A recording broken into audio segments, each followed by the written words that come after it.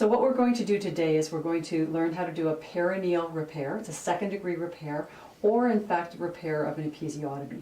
And I want you to think about the vaginal tissue, or the tissue that you're going to repair, as two triangles. You've got the vaginal mucosa, you've got the outside perineal layer, and you've got a deep side, and that's one side of the triangle. And then you have another triangle on this side, and we're going to try to get those two triangles back together. We use 2O Vicryl, and this suture has two needles on it, a round needle, and that's for the deeper stitches, and a cutting needle for the superficial stitches. So when you open it up, there's a small part, this side where it just says tear down, and if you just tear that by itself, you'll see the two needles there. I use a curved suture driver or needle driver for the round, and I use a straight needle driver for the cutting. The really great thing is once you've loaded, if you just pull the needle drivers at the same time together, the suture material will all come out, and then you can just clip in the middle or however much distance you think you're going to need for each of the sutures. So I like to use my fingers just to open up the introitus so I can see the apex, or that corner of the triangle, and I'm just going to take a bite above the apex because that will give me hemostasis. Roll that.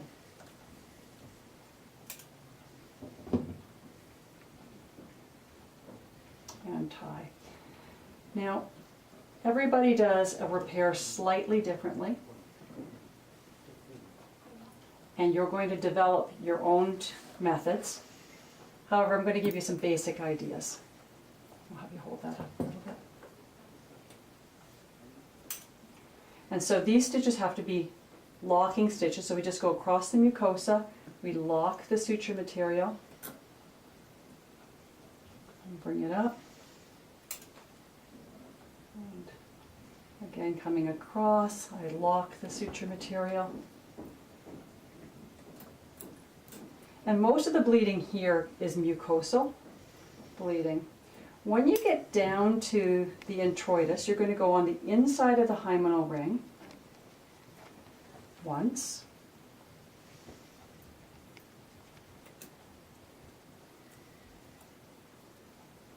And then I go on the outside of the hymenal ring.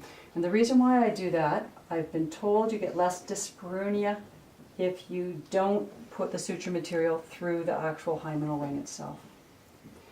And this is where people will do things slightly differently. Some people will take a bite here and just do a sliding slip knot on the outside and tie to it. I'm going to bury this stitch, which means I'm going to take it and come in through the vagina and out through the midline underneath tissue. You can hold that for half a second. And now what I'm going to do is I'm going to do the bulbar cavernosus stitch here, so the crown stitch. So I'm going to go up high and grasp muscle.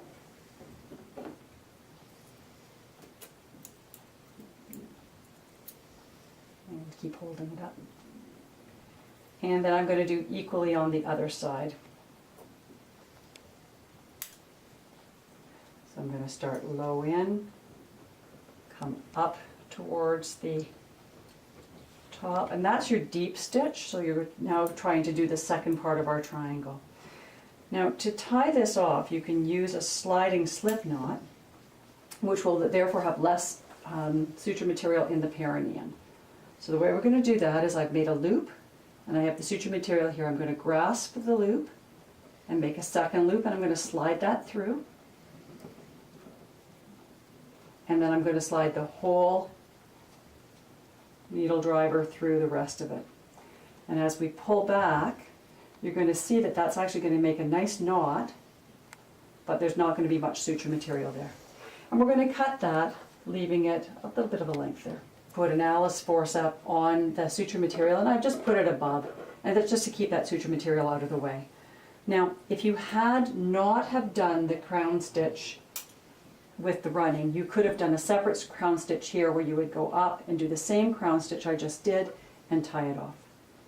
If in fact there's any deep stitching left, or deep structure left, then we want to close that dead space by just taking another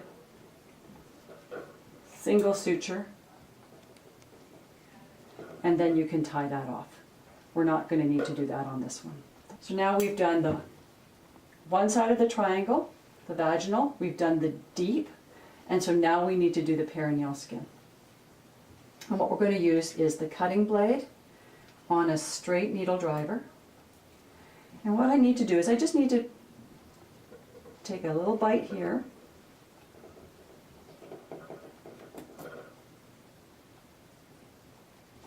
And I'm going to do subcutaneous stitches down to the bottom of the perineal skin. And obviously I'm not going to be pushing on this person's bottom like this, but this material is a little harder to get the suture material sliding through compared to a human body and human tissue. Just cut that one nice and short, please. Okay. You just want to hold that there. And what we're going to do now is we're going to just do a continuous subcuticular stitch down across the perineum,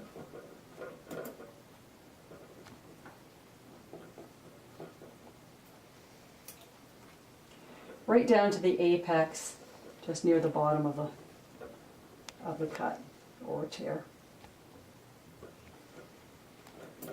And when I get down to the bottom, what I want to do is be able to reverse the suture material so I can come up to the top. So that way I'm going to do that is I'm going to take my needle, I'm going to go into the tissue and come out at the apex of the tear,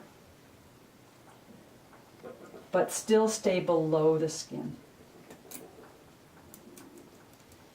And this sets me up to now do the subcuticular. And I'm going to load the needle driver halfway to do the subcuticular. I hold the tissue a little bit apart, and I'm just going to go about 1 millimeter underneath the skin. I'm just going to roll my wrist to get that out. And we're going to just roll this all the way back up until we have that suture material together, or the tissue together. Whenever we come out under the skin, we want to go in on the other side at the same plane. So I don't want to be going back and forth, but this material, my next suture, is going to go in where that came out, but on the opposite side. So I'm going to keep going here.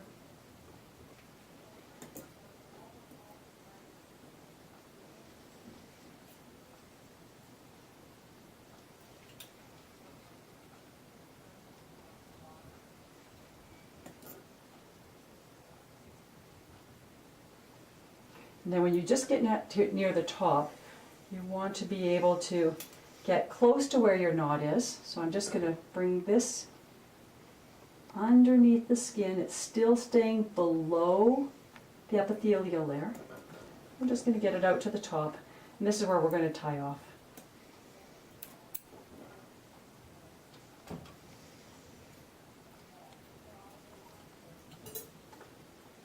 I'm just going to tie that there. I'm going to tie 4 knots, and then I'm going to cut that short on the knot. And what should happen with normal tissue is that knot is going to spring inside the perineum, and it's going to bring the perineum nicely together.